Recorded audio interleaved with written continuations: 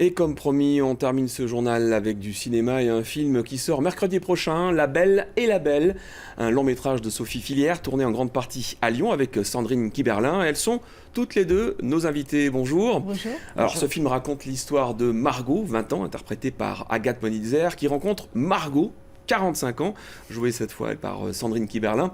Or, il s'avère dans le film qu'elles forment une seule et même personne à deux périodes différentes de leur vie. Alors, avant d'en parler avec vous, je vous propose un extrait du film au moment justement où elles se rencontrent. Ça se passe lors d'une soirée. Pardon, je vous avais pas vu. Je déverrouille.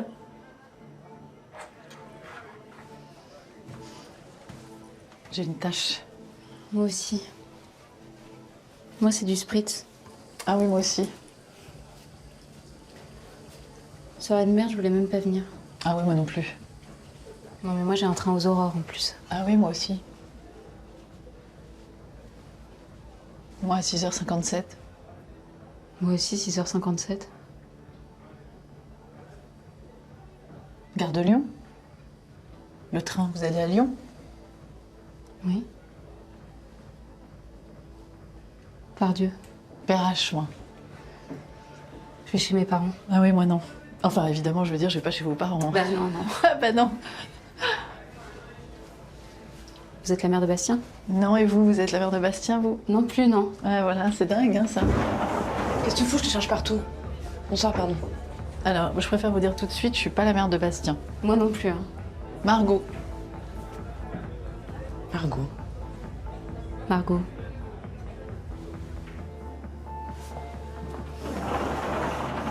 Qu'est-ce qu'elle a? Elle a que moi aussi, je m'appelle Margot.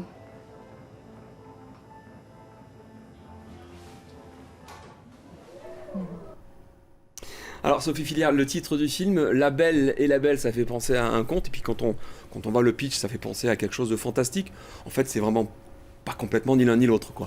Non, c'est pas complètement ni l'un ni l'autre, mais je voulais que le film soit protégé par l'idée du conte. Il y a un pari fantastique qui est qu'elles sont la même personne. Et je pense que c'est un truc où chacun peut se projeter, soit de se revoir quand on a 40, 45 ans, soit de se projeter vers l'avenir quand on a 20 ans pour voir ce qu'on est devenu. Mais le film est très quotidien, très réaliste. Même là, la façon dont elles se rencontrent, c'est des petites coïncidences toutes petites qui font qu'à force, elles se rendent compte qu'elles sont l'une et l'autre pareilles et la même, quoi. Est-ce qu'on pourrait dire que c'est une espèce de comédie romantique?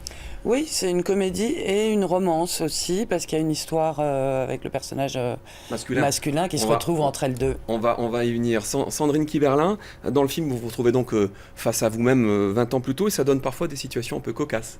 Oui, bah, comme ce qui est Des conseils réel, que vous pouvez lui c'est dire, vrai. ne fais pas ça à un moment. Oui, c'est ça. C'est-à-dire que moi, je la regarde et je me retrouve 20 ans en arrière, et donc je vois les erreurs à ne pas faire, donc je la mets en garde sur certaines choses. Elle m'interroge aussi sur des choses.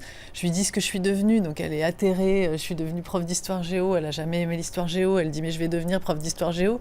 Donc il y a plein de situations comme ça qui donnent à la comédie, qu'est le film, vraiment quelque chose de drôle. Les gens rient beaucoup à ça.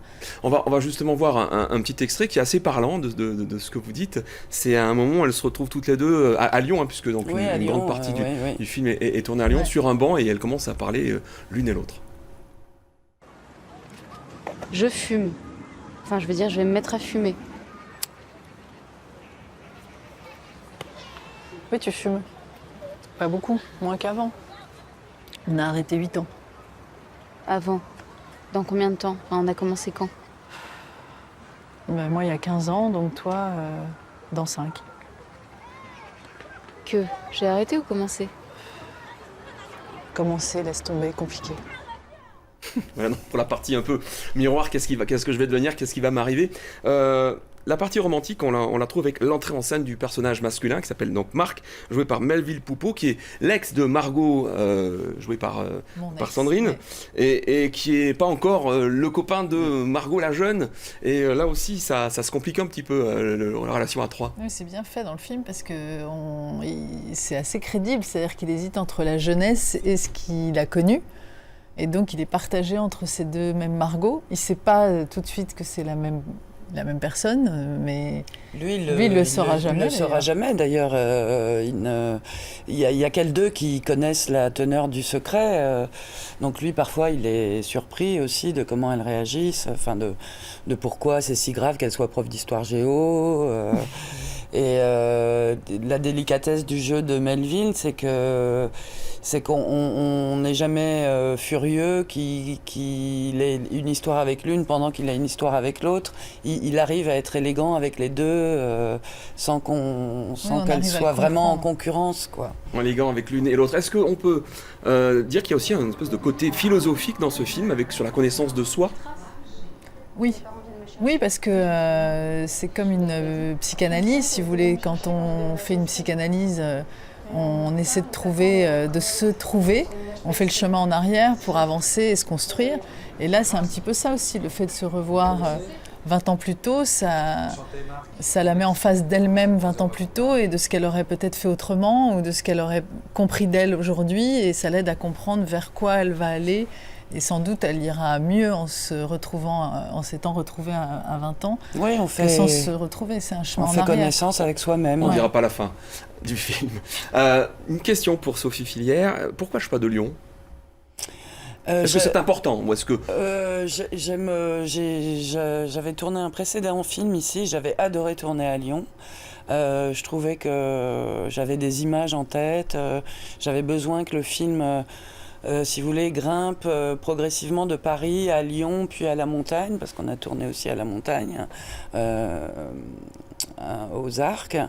Et j'avais vraiment besoin de cette trajectoire. Et puis j'avais envie que Sandrine, enfin le personnage de Margot Sandrine, soit ancré dans une ville qui est... Voilà, avec la façon dont Lyon palpite, la Croix-Rousse. Parce que c'est par là que ça a été tourné, vers la Croix-Rousse, on retrouve un petit peu aussi vers l'hôtel de ville, me semble-t-il. Oui, Sandrine Kiberlin, c'est la deuxième fois que vous tournez à Lyon, puisque vous aviez également tourné Arrête ou je continue dans cette ville. Non, ça c'est Sophie. Ça c'est moi. C'est le film je continue, de c'est mon Arrête film ou je continue, c'est votre précédent. Moi j'en ai fait plus de deux. Moi j'en ai fait plus de deux parce que j'ai fait En avoir ou pas, qui est un des premiers films que j'ai fait. De Laetitia Masson, et j'ai fait aussi Tout va bien, on s'en va, un film de Claude Mourieras avec Piccoli et Lyon, et Miu Miu. vous aimez bien aussi tourner à Lyon, pourquoi ? Oui, beaucoup. Parce que je trouve que, alors qu'on est proche de Paris, on est complètement dans autre chose, quoi. Il y a quelque chose de beaucoup plus... provincial ? Non, je dirais pas ça comme ça, je dirais... Lyon regroupe beaucoup de coins différents. Il y a une fluidité, il y a une ouverture. Il y a un quartier assez chic comme ça, mais on peut passer tout de suite à la Croix-Rousse où c'est plus sauvage. Je sais pas, j'aime bien.